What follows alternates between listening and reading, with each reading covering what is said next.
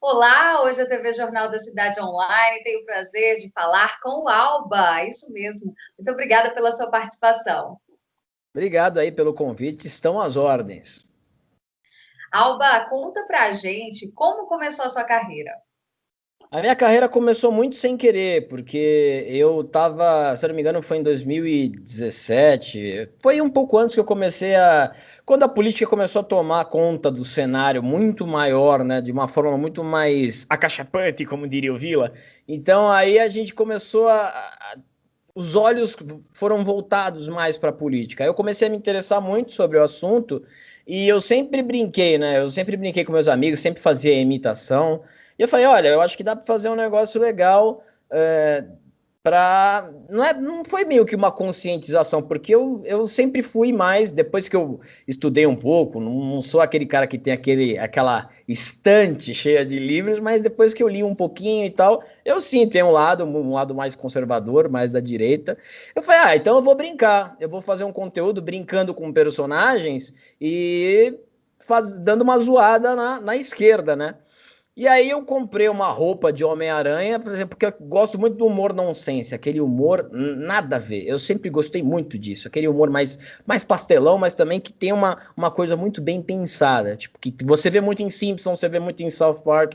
Então é aquele humor que, por exemplo, lá do South Park, eu esqueci o personagem que morria, mas no outro episódio ele voltava normal. É isso que eu gosto, é esse tipo de negócio que me faz rir. Aí eu coloquei a roupa do Homem-Aranha. Eu falei, vou colocar um Homem-Aranha, imagina um Homem-Aranha falando de política imitando as pessoas. É um negócio que eu acho engraçado. Aí eu comecei dessa forma. Então, e aí que, assim, comecei como um hobby, jamais iria esperar que eu ia parar onde eu parei. Nunca pensei nisso. Pois é, e teve algum comediante assim que marcou a sua infância, a juventude, alguém que te inspirou? Como é que é? Milhares, assim. Eu posso começar começando, é ótimo, no pleonasmo. Eu posso começar com Jim Carrey. Jim Carrey é um que me influenciou demais, mas demais quando eu era moleque. Eu lembro de ter visto Máscara inúmeras vezes, vejo até hoje. E acredito que é um último, assim, grande gênio, assim, que eu vi da comédia, porque é o estilo que eu gosto, é o estilo, ele faz esse estilo, porque comédia são vários estilos. Aí você vai, tem gente que gosta mais do humor negro, tem gente que gosta mais do humor popular, humor pastelão, humor nonsense, e aí você vai vendo o que mais te agrada. O Jim Carrey, para mim, internacionalmente falando, foi o máximo do máximo. No Brasil, Sai de Baixo foi a sitcom que eu até hoje considero genial, que Tom Cavalcante e Miguel Falabella, para mim, foram os dois grandes balizadores, a questão de timing, questão de escada. Até hoje eu vejo os episódios e falo, cara, é muito bom. Então, mesmo o Miguel Falabella não sendo um humorista, ele. Isso é o pequeno, tá? Agora, o Pânico, na adolescência, foi a grande inspiração para mim, porque eu comecei a fazer imitação por causa do Pânico. E hoje eu tô no Pânico. É um negócio que nem nos meus sonhos mais dourados eu imaginava isso. Então, na minha infância, teve o Jim Carrey até hoje, né? Jim Carrey e o Sai de Baixo, como Tom Cavalcante, todos ali do elenco do Sai de Baixo tinham uma pitada de humor, eles se completavam de uma forma incrível. Aí depois, na adolescência, eu conheci o Pânico e aí todos ali fui procurar saber do Rodrigo Scarpa, do Ceará, do Mendigo, do Vinícius, todos eles contribuíram muito porque eu comecei a fazer o Silvio Santos do Ceará. Não imitei o Silvio Santos pelo Silvio Santos. Eu fazia imitação da imitação. Então, Uhum. basicamente foi assim que começou. Pois é, e como você mesmo disse, não imaginava um dia estar lá. E como é que é estar lá no Pânico, então? Quais são os momentos assim que você destacaria como mais divertidos? Todo dia é uma diversão, porque a gente fica lá, a gente fica conversando sobre tudo. O Emílio é o cara mais engraçado que eu já conheci na minha vida, e eu sou um grande fã dele. Então, eu almoçar do lado, a gente trocar umas ideias, é muito engraçado. Tudo é engraçado, tudo a gente dá risada, tudo a gente pega um negócio, tipo, que a gente fala lá no Pânico, que é o botar uma pilha, né? Agora, engraçado tem tudo vira uma graça. Tem o Emílio que, quando o pessoal tem um copinho de café lá na Jovem Pan, assim, aí quando vem os caras com uma caneca, o Emílio começa, ó, pô, o cara quer, leva o café, leva o bule inteiro. Tem aí tem o Mari. Parece que o Pânico, ele não é só no ar. Fora do ar, continua o Pânico. Por isso que é uma coisa, é maravilhoso, assim, eu dou tanta risada, acho que eu dou mais risada fora do ar do que no ar, porque o programa ele não termina, depois a gente fica conversando, como uma reunião de pauta que você deve ter, o que a gente podia fazer, qual quadro, qual personagem, mas é tudo daquele jeito como é o programa, então é maravilhoso, e todo mundo é brincalhão, então o programa ele não acaba, só acaba quando você sai da Jovem Pan. Entendi. Pois é, mas além de humor, também tem polêmica, né? Por exemplo, o apresentador Fefito não gostou da imitação que você fez dele. Nossa, gente, que horror! Bom, essa imitação, ela foi porque existem várias vertentes na imitação. O curioso que ele disse na matéria dele, quando ele não gostou, foi que eu estava trajado de uma blusa feminina. E era uma regata salmão minha. Era minha. Era uma Olha o regata salmão. preconceito, tá vendo? Era minha. Como assim? Aliás, toda a indumentária, a vestimenta era minha. Tudo era meu. O shorts era meu e a regata também era minha. Então, é feminino. Aí depois ele reclamou da caricatura. Mas a imitação, ela é uma caricatura. Você pode fazer imitação do jeito que você quiser. Você é livre, até agora. Você é livre para isso. Porque eu posso fazer um Vila sério, posso fazer um Olavo sério, mas aí onde fica o conteúdo de humor? O conteúdo de humor, na minha opinião, na imitação, fica no exagero. Eu gosto de exagero. Então, se a pessoa tem um trejeito, por exemplo, Silvio Santos é o maior exemplo disso. Silvio Santos tem trejeito, você fica para lá e fica assim, você vai beber. Então, eu gosto muito dessa questão do exagero. E eu acho que ele não gostou do exagero que eu fiz dele. Eu acho que foi isso. Ele tem o direito de não gostar também, não tem problema nenhum. Mas é um dos personagens que a turma mais gosta e eu vou continuar fazendo. Pois é. Agora eu gostaria de fazer uma pergunta para o professor Marco Antônio Villa, tá? Certo. O que o senhor acha da atuação do João Dória nessa pandemia e da atuação do Bolsonaro? Olha, olá. Eu queria falar o seguinte: grande abraço para vocês do Jornal da Cidade e tal. Agora, o negócio é o seguinte: tanto Dória quanto Bolsonaro são dois palhaços, né? Que fizeram dessa vacina da maior tragédia sanitária da história do país, fizeram disso um circo e merecem ser depostos, sim, com toda certeza. Claro, eu digo isso porque a condição sine qua non é a saúde popular. E eles não estão vendo isso, estão vendo 2022. Agora, o Jair Bolsonaro, né? Que é o crápula, que é o mandrião, que é o Prado, que é o Pol Pot do Tupiniquim. É inacreditável que esse cara esteja no poder. Ele e o Trump já saiu, agora vai chegar a vez dele. Eu creio que nesse ano vai ter o impeachment dele e o senhor João Dória também, que foi passar as férias em Miami, né? Que lá não tem lockdown, mas ele deixa o lockdown aqui, né? Então é inacreditável que o povo escolha duas figuras dantescas dessa. É um momento histórico do país, estará nos anais da história e eu tenho certeza que o brasileiro vai perceber e não errar novamente e tal. Inacreditável, muito bom, muito bom. Agora, como fazer arte no Brasil sem pagar pedágio ideológico, hein? Olha, é difícil, porque a gente está num momento que, quando você faz uma piada, eu acredito que são duas linhas de fanatismo.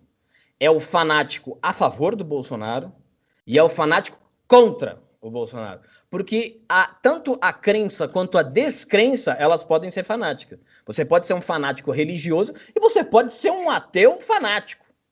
Então, a gente vive nesse momento. Então, você faz uma piada contra o Bolsonaro, vem a turma. Você faz outra piada a favor, assim, não a favor, tipo, mas de outro, aí vem a turma também. Então, você vai ser rotulado de alguma forma, e eu falo com toda a segurança, eu não tenho nenhum grupo no celular, eu não tô com ninguém em grupo nenhum, eu faço o que vem na cabeça, por enquanto ainda quando me deixam, eu faço, não, eu tenho total liberdade, não tenho rabo preso com absolutamente ninguém, mas eu faço o que eu quero. E assim, as pessoas têm que começar a entender isso. Se chegar um humorista e falar, olha, eu quero fazer um stand-up sobre uma cadeira, 1 hora sobre uma cadeira, faz, ué. Você quer fazer um stand-up zoando a direita? Faz. Você quer fazer um stand-up só zoando a esquerda? Faz. Tem a liberdade de fazer isso. Eu acho que eu penso dessa forma, eu não ligo. Por exemplo, eu não ligo. Ah, o cara zoou o Bolsonaro, o cara zoou o Dória, o cara zoou o Ciro Gomes. Eu não ligo. Tanto que quando os políticos vão lá no programa do Pânico, no programa de entrevista, a gente trata com o maior respeito todo mundo. Entendeu? Então não tem essa questão de pagar pedágio. Com certeza tem uma turminha aí que tem isso. Agora, graças a Deus, eu não sou dessa turma. Pois é. E agora eu queria saber do professor Olavo, o que ele diria a respeito dessa coisa que fizeram com o Trump, hein? Deletaram o homem das redes sociais, estão até querendo prendê-lo. Alô, pessoal. Alô, pessoal. Olha, o negócio é o seguinte, percebe?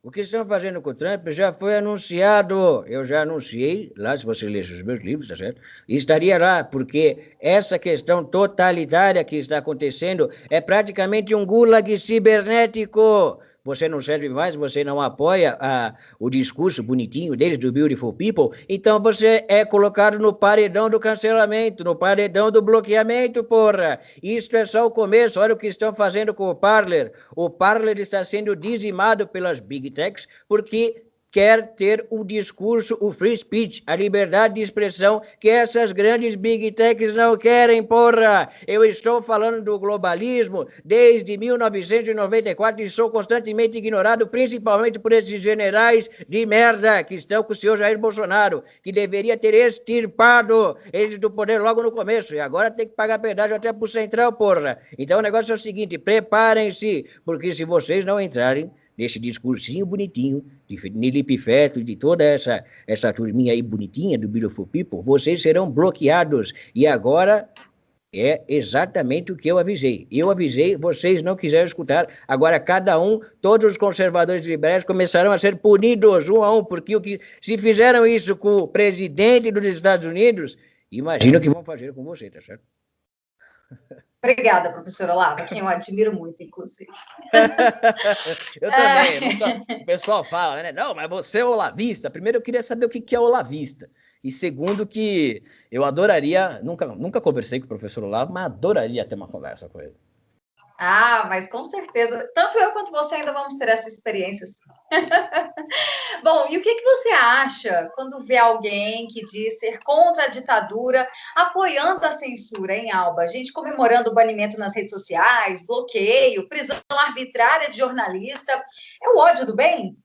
O ódio do bem, o ódio do bem é perfeito. Eu acho que foi uma das criações mais maravilhosas e verdadeiras que criaram na internet, porque eu não gostaria que ninguém fosse bloqueado. Eu acho que todo mundo deveria ter o direito, por mais absurdo que fosse, deveria ter o direito de falar. Porque no nosso Código Penal existem, se você quer processar a pessoa por calúnia, difamação, existe isso. Agora querem inventar o discurso de ódio, que é um negócio totalmente subjetivo. Por exemplo, eu posso não gostar do seu boné porque do seu cabelo, porque eu sou careca e não gosto de quem tem cabelo. Então isso é um discurso de ódio.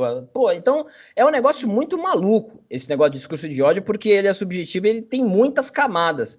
E agora o jornalista comemorar o banimento de um presidente é um negócio lamentável. É aí que você vê que a democracia é só uma palavrinha bonita para você usar quando quando lhe convier, né? Quando é bom para você. É uma demagogia. Ah, não, porque eles sempre falam, né? Não, porque a democracia, mas na hora que bane o presidente, aí vamos ficar sem o Trump. Acho que os seguidores do Trump também devem seguir o Trump e sair do Twitter.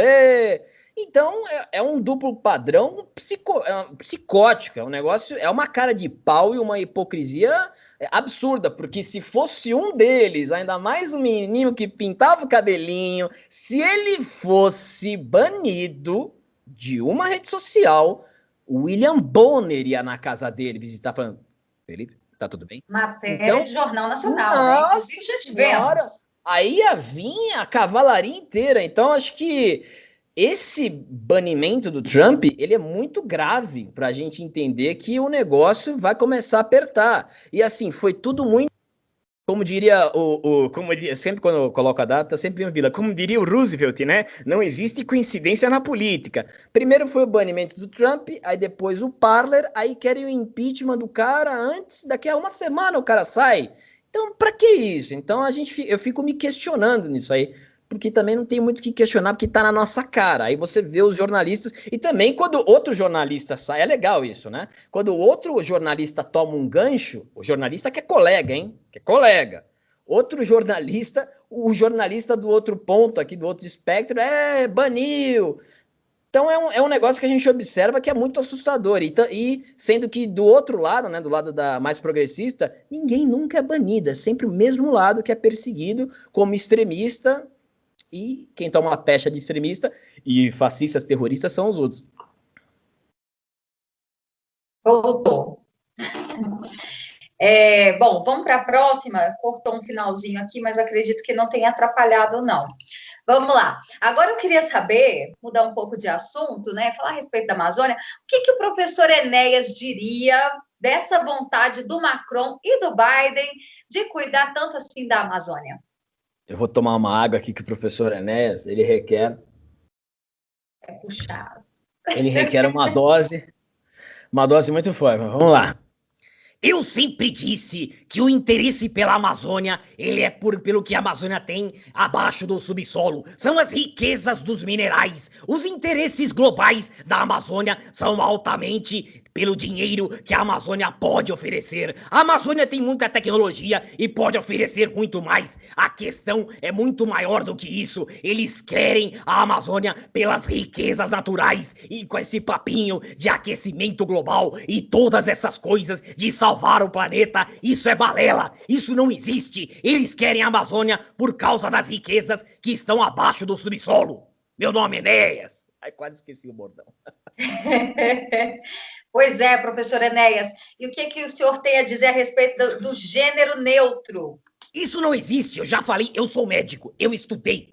Eu sei do que eu estou falando. O fenótipo se multiplica, o genótipo é sempre o mesmo. Então não adianta o homem tentar fazer a maior transmutação, a transformação. Se tirar uma célula dele, vai saber que é homem, porque os cromossomos não mentem. O homem sempre será o homem e a mulher sempre será uma mulher. Isso estão usando como narrativa, porque isso é biologia e eu estudei. Eu sou médico, lecionei a vida inteira, não faltei em nenhuma aula, sempre cheguei primeiro, passei em primeiro em todos os cursos que eu passei em primeiro em todos os cursos em qual fiz. Então, eu fiz o meu trabalho com o máximo que eu poderia. Então, isso é balela, é uma narrativa para confundir as pessoas. Pois é. Eu acho que ele responderia dessa forma. Eu também acho. Não, inclusive eu vejo algumas entrevistas dele e eu fico pensando, gente, tiravam ele como louco. E, na verdade, muita coisa que ele disse naquela época, tipo, há 15 anos atrás, agora realmente está acontecendo, mas a narrativa da imprensa era que ele era doido, né? Infelizmente, ele morreu. Fizeram com o Enéas o Espiral do Silêncio, que a Elizabeth Newman disse na década de 70, que hoje a gente vê muito mais claramente. O Enéas foi um cara cancelado pela mídia porque não tinha internet. Porque a internet abriu o conteúdo para abriu muita coisa. A internet, na verdade, ela deu voz para quem não tinha. E agora é o caminho inverso. Eles querem tirar essa liberdade da internet porque eles querem a hegemonia do discurso. Então, o que aconteceu com o professor Enéas é muito bom para o brasileiro lembrar, porque está acontecendo novamente, mas de outra forma e muito mais perigosa. Sem dúvida. Pena que ele morreu, né? Pena. Bom, e como que está a relação do brasileiro e a política? O povo vê do mesmo jeito que vê o futebol ou está ficando cada vez mais esperto ou desperto? É difícil essa pergunta, né? Porque o meu balizador é a internet, né? Twitter. Eu não sei como é que funciona. Por exemplo, se o pessoal do Instagram pensa de outro jeito, Facebook, as pessoas que não entram na internet, mas com certeza o brasileiro está muito mais atento. Se você perguntar quais são os ministros do STF, pelo menos 3, 4 as pessoas vão saber, deputado. Então, eu acho que as pessoas estão muito mais engajadas hoje, sem nenhuma dúvida, e com mais, assim, com mais conteúdo, com mais informação. Agora, o problema é que nós temos um sistema extremamente implantado no Brasil há muito tempo. A gente tem um sistema político brasileiro que não adianta você ter a ingenuidade de você trocar um pelo outro e que tudo vai funcionar a mil maravilhas. Eu acho que essas pessoas, elas tinham, eu também tinha um pouco disso, dessa esperança do Bolsonaro, mas eu tomei um balde de água fria porque eu também não pensei no sistema. Falei, pô, os caras estão 40 anos assim. É igual, tipo, a gente tá há 40 anos... Vou dar um exemplo idiota aqui, mas a gente tá 40 anos fora de um país. Aí entra eu sozinho e eu sozinho vou mudar aquele país inteiro. Eu vou ser engolido, é lógico que eu vou ser engolido. Então a gente tem que entender o jogo da política, tipo, isso aí não vai dar para fazer, isso aí vai ter que ceder, aquilo ali vai ter que... Então eu acho que eu olho mais ou menos assim, eu já tive uma certa, como é que eu posso dizer, como o velho fala, velho é Emílio que a gente chama assim, né? Que fala uma esperança maior, mas hoje eu vejo com muito mais um jogo, assim, eu gosto de ver o jogo sendo jogado. Gosto de ver o jogo sendo jogado, o xadrez andando, e gosto de me informar também para não ser feito de trouxa. Mas é difícil não ser feito de trouxa no Brasil, então é muito difícil. Mas com certeza o brasileiro ele está muito mais ligado com política e o futebol eu acredito até que ficou em segundo plano. Mas quarta-feira tem o Santos na semifinal da Libertadores, que eu sou santista, então eu vou estar ligado lá e o Santos foi roubado, só para deixar registrado aqui no primeiro jogo. Nem vou falar do meu time, né? Apesar que no ano passado nós ganhamos praticamente tudo, o Flamengo, e a gente teve a decepção de perder para o Ceará, mas tudo bem. Caramba, vocês perderam pro Ceará, né, meu? Caraca, Nossa. o Santos ganhou de São Paulo com o time reserva. A gente ajuda vocês, tá vendo? Acho que eu tô gostando mais de política do que futebol ultimamente também, viu? Eu vou Bom, falar Alba. eu vou falar um negócio. Eu não ligava tanto para futebol, mas hoje eu assisto futebol, que é a minha válvula de escape para fugir da política. Entendi.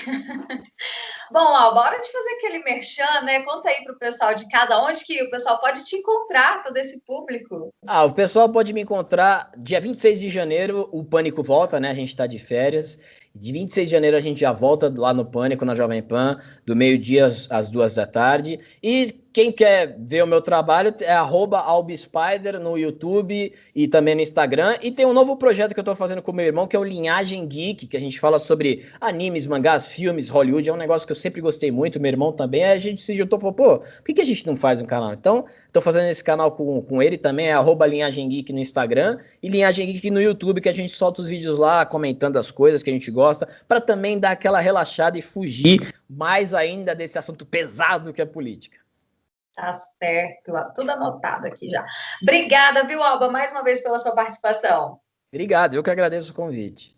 Eu sou Berenice Leite, direto de Brasília, para a TV Jornal da Cidade Online.